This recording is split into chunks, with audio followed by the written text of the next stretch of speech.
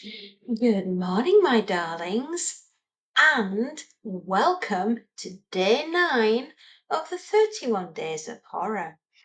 Today I'm bringing you The Survivor by James Herbert. That beautiful artwork. Absolutely gorgeous. Well, by the author of the best-selling The Rats and the Fog comes The Survivor.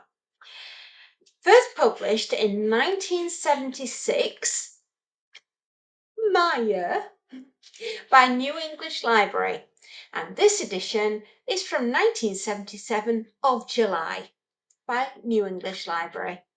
Well, David Keller, the only survivor of Flight 2802, a 747 no less.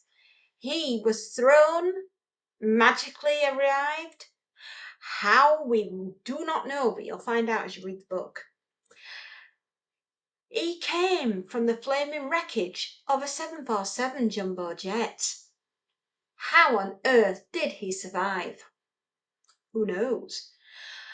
Hobbes, the medium, the spiritualist, holds the key and desperately seeks to find the link between himself and Keller and all the desperate 350 souls of the doomed flight 2802. Was it a bomb? Was it pilot error? Kathy, his stewardess girlfriend, is reaching from the other side and is trying desperately through Hobbes to get a message to David before it's too late. You see, unbeknownst to everyone, but only if you're reading the book will you knowest. Yes, indeed. There is an evil descending on the people of Eton. A demonic, evil presence that is creeping insidiously closer and closer. What does this demon want? How many souls will it desecrate? Will it be stopped in time? Will the people of Eton ever sleep soundly in their beds ever again? You'll have to read the book, won't you, my darlings, to find out? It is. What does the flight 2802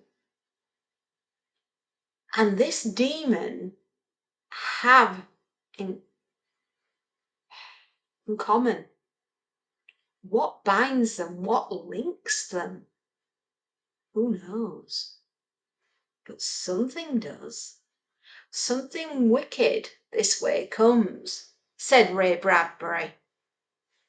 And indeed, something wicked this way comes to the people of Eton. David, you hold the key.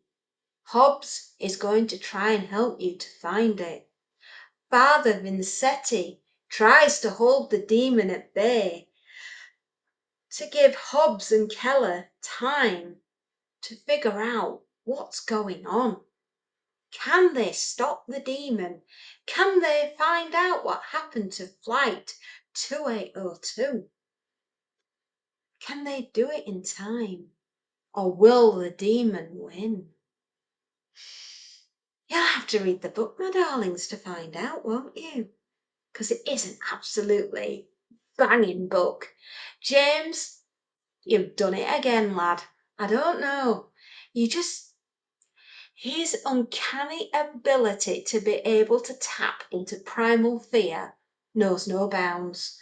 And I do believe that this book was a forerunner and gave him the idea for the Ghosts of Sleeth, because there are many similarities.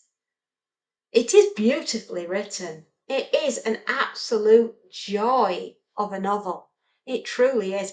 And it has some genuinely very, very unsettling scenes in here. There is a wonderful little vignette of two people, a married couple. She's an antiques dealer and she meets the gentleman in her shop. And it's a darling little vignette of the horrors of homosexuality and being poisoned to death with soup. Who knew? Yes, but yeah, and the demon is linked to that as well. It is. It's just genuinely a really unsettling book. And there's so many lovely little vignettes, which James is famous for. He has vignettes in everything. You know, all his books have little ones in. And they add to the warmth and depth of a very, very well written book. It is truly amazing. I first read this book. I absolutely love this book, but I first read it, I was about 13, 14 years old. And it was around about that time. Anything that I could get my hands on with James, I was devouring. I was demolishing the books. I couldn't get enough of James. And I still feel that way. And I'm coming up to 50 years of age, and I am still enjoying reading James and rereading James, of course, as he's dearly departed, which is such a shame because he had so much more to give and his stories were just amazing. They really were. To which I will read you a little bit of the prologue.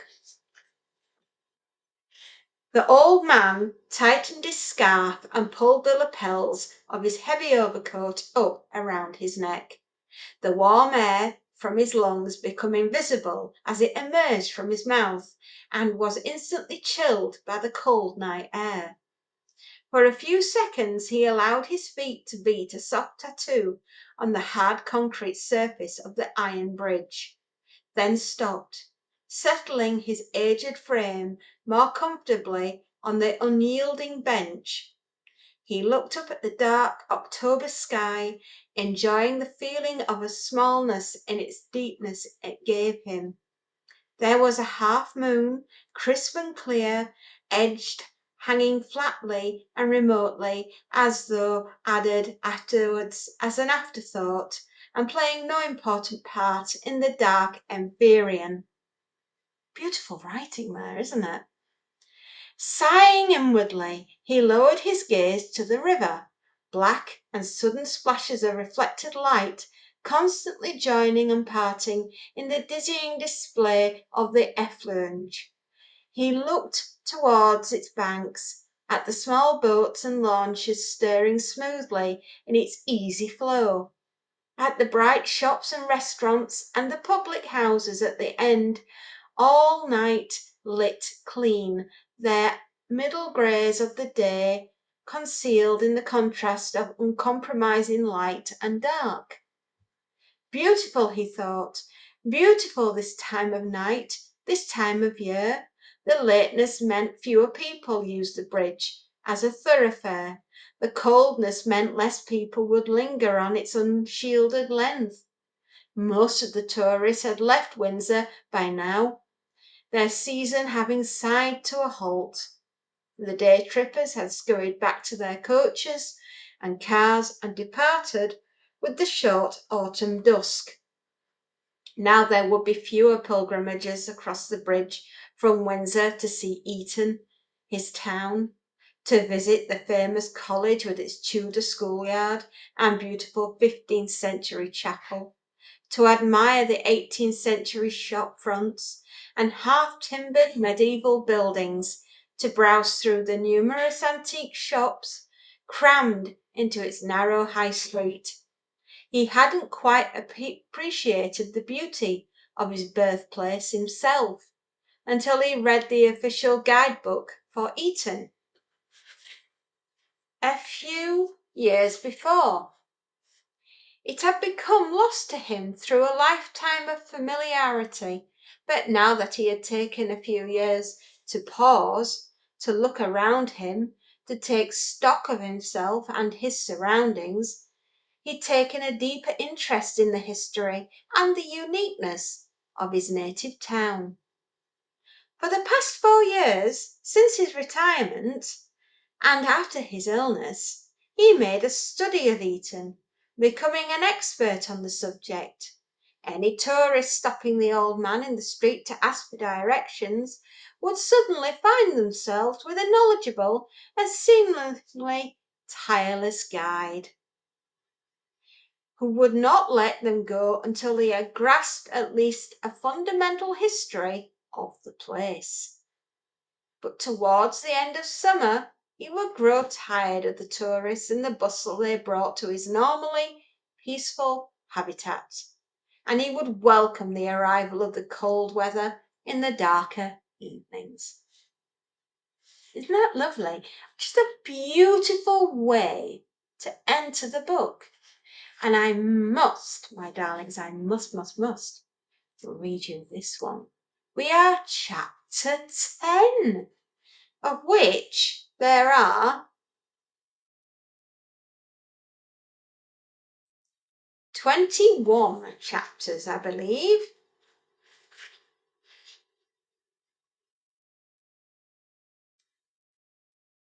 Yes, 21 chapters. And an epilogue.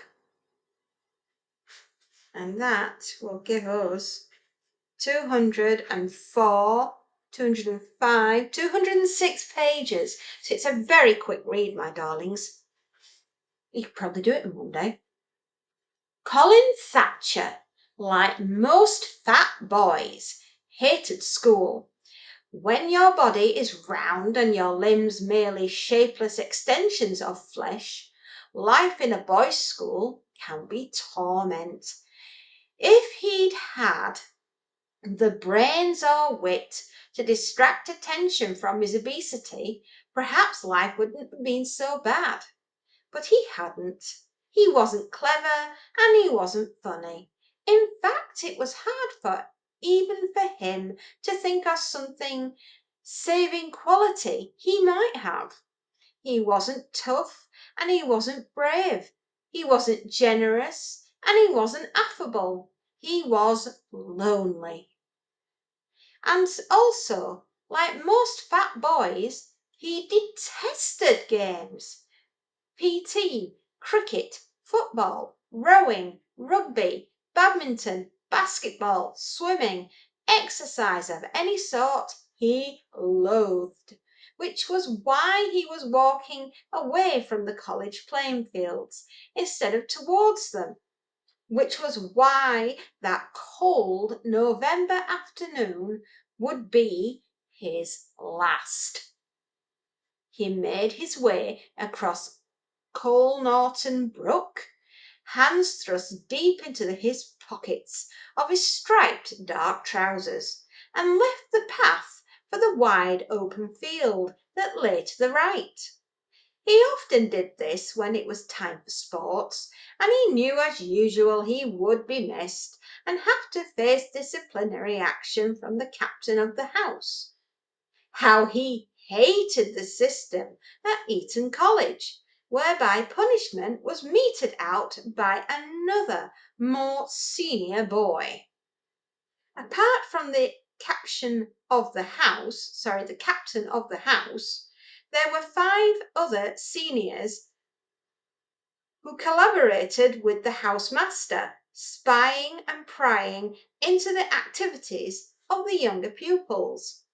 The library, as they were known, had caught him dodging games 4 times this term, and he knew if he were caught or missed this time, he could expect a call from the praepostor summoning him to the head master or lower master to answer for his offences. in the bill, the Daily Court of Justice. But Thatcher didn't care very much. He despised their silly systems, their colleges and oppidans, their prepasters, their Eton society known as POP, their drab, black-tailed coated uniforms, their stupid traditional field game and wall game rackets, fencing, boxing, squash, athletics, and beagling. He resented their societies, music, drawing, mechanics, essay, archaeological, aeronautical, railway, and many others, just as silly. He resented them all because he had neither the interest or inclination to join them. His disinterest lay not in the subjects themselves, but in the unpleasantness of mingling with other boys. If there had been an eating society, he probably would not have joined. He felt safer, more secure during lessons when the others had no chance to torment him because of his physique, and he actually dreaded the sound of the bell for break, for it signified victimization time. Apart from the physical exertion, he hated games more than anything else because he was forced to reveal his grossness to the other boys in all its nakedness. They would poke him, laughing as their fingers disappeared into the mounds of flesh. They would tweak his breasts painfully, for they hung down like a woman's. Some of the boys touched him with more serious intent than mere mischievousness. The showers were a special torture chamber of their own. He kicked at an ant-hill and watched the ants swarm out in terror. He squatted and contemplated their panic-stricken scurrying over the exposed earth. He stood up and aimed his shoe at the undulating mass. He kicked at them several more times before resuming his brooding journey. He didn't care if he was expelled. He wanted to be expelled. Father would be thunderous. He was afraid of that, but Mother would forgive him. He knew she missed him, for she had never wanted him to be sent away to school anyway. No, it had been Father who had insisted. "Get some discipline into the boy," he said. "Some backbone. Too much mollycoddling. That's his trouble. Needs to be among other boys his own age. Needs some tradition behind him." Well, at 14 he had all the tradition he could take. Tradition, as far as he could see, was that fat boys were to be regarded as freaks, to be chastised, tormented, and scorned by their mob. He had to blink as his eyes filmed over with self-pity. Lying down on the grass, not caring about its coldness, he looked up at the grey sky, his stomach rising like a distant hillock before him. "I don't care if I'm sent home," he said aloud. "Sod them all." He pushed his hands deeper into his trouser and lay there, flat on his back, ankles crossed, mind drifting from the thought to thought. He suddenly shivered at the cold. He had a whole afternoon to kill. Perhaps he could sneak off to the cinema in Windsor, call in the bank in the High Street first, draw a couple of quid, buy some tuck, then sneak off to the flicks. Trouble was, it was so difficult to sneak off anywhere in this god-awful conspicuous uniform. Still, he would catch a chill if he hung around here too long, so the cinema it would have to be.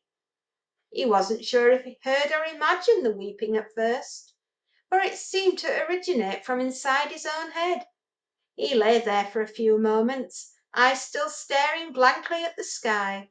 Then he raised himself on one elbow and looked around. He could see nothing but grass, trees, and the distant railway embankment. The sound came again, just as he was about to dismiss it as a figment of his own imagination. Tiny childlike sobs coming from somewhere behind him. He swung over onto his stomach so that he was facing in the direction of the noise, and he saw the small figure about 100 yards away. She wore a pale blue dress and clutched something tightly in her arms. Her long blonde hair hung loosely about her shoulders and partially covered her face, which was bowed towards her chest. The girl's small frame shook gently with each quiet sob. The boy raised himself to his knees and called out to her, "What the matter? Are you lost?"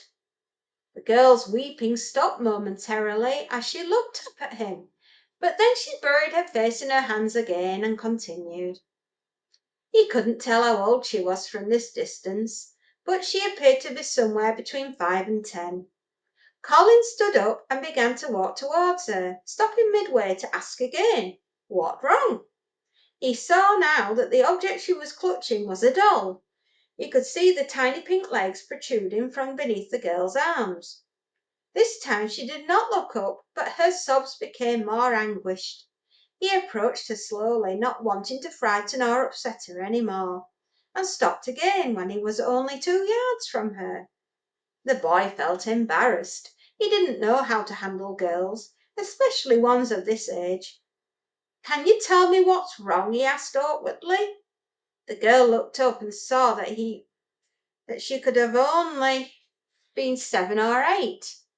Her weeping stopped briefly, but she sniffed as she regarded him with large brown eyes, clutching the doll more tightly than ever to her chest.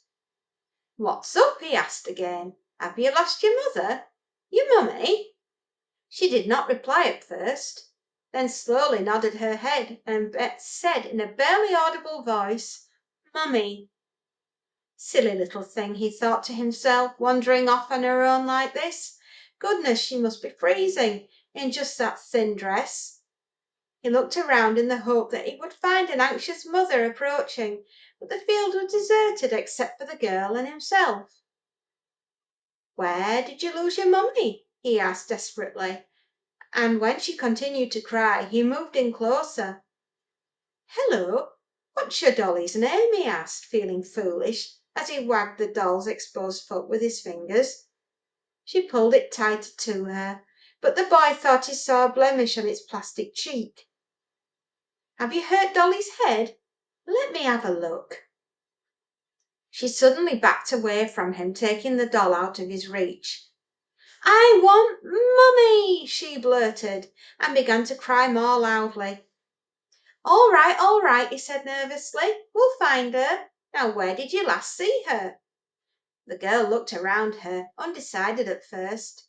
Then she pointed a trembling finger in the direction of Eton. His eyes followed her outstretched hand. "Come on, then. You take me to the spot where you last saw her." She hesitated, and he thought he saw with the barest flicker of a smile on her sad little face. Then, with a skip, she set off in the direction in which she had been pointing. He followed at a more leisurely pace. The child scooted ahead of him, occasionally stopping to look back, as if making sure he was still following her. She would wait until he had almost reached her, then bound off again ahead of him. They reached a small path and began to puff at the exertion of keeping up with her skipping figure. The girl disappeared through the narrow gateway, and he followed without realizing where it led. He halted abruptly when he saw the gravestones. The cemetery? The girl must have been visiting it with her mother when she wandered off. She must have a dead relative here, her father perhaps, buried here. Now where's she got to? There doesn't seem to be anyone else around. Her mother's probably gone off looking for her. Then he saw a flash of pale blue, and he caught sight of her dashing between old grey headstones. She stopped and looked back at him, standing perfectly still, as though waiting for him to move. When he didn't, she raised an arm, beckoning motion, and with a resigned sigh, he walked up the gravelly path between the graves towards her. "Wait a minute," he called out. "I don't think your mother's here," but she ran on again. He saw the vast, freshly dug area and wondered at it. There appeared to be over a couple of 100 mounds of dark earth, obviously outlining fairly new graves, and then he realised what they were and what it signified. This was the mass grave for the victims of the air crash. Ugh, how horrible, he thought. Poor thing must have been lost someone in the disaster. He noticed the clear centre of the large tombstones bearing all the names of the dead and would be eventually placed in the ground.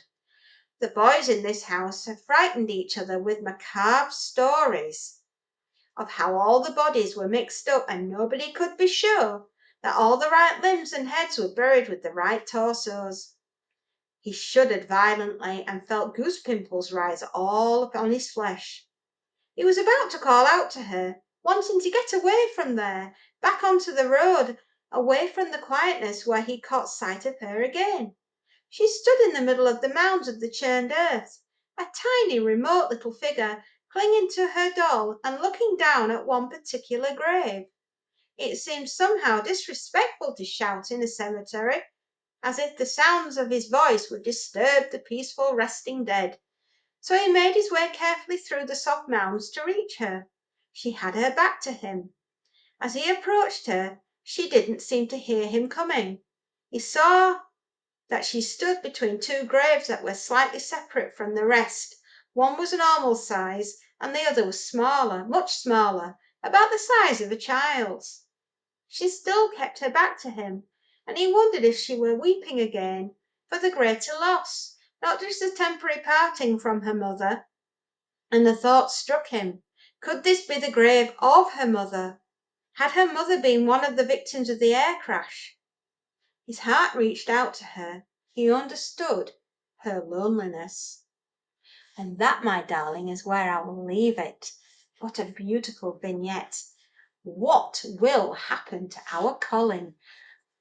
You'll have to read the book to find out, won't you, my darlings? Now, I recommend this 10 out of 10. You're going to absolutely love it. It's scary, it's gruesome, it's devilishly good fun. Enjoy. Now, I'll say what I always say. If you've enjoyed what I've read you and enjoyed this presentation, you can always give me a thumbs up. And if you really like what I do, you can always give me a follow. Now, I will see you tomorrow with another devilishly good fun book. What it will be, it's a surprise. But thank you for joining me, my darlings. And I'll say what I always say. Happy readings, my darlings, and enjoy. And until the next instalment, take care out there. It's nearly Halloween. Bye-bye.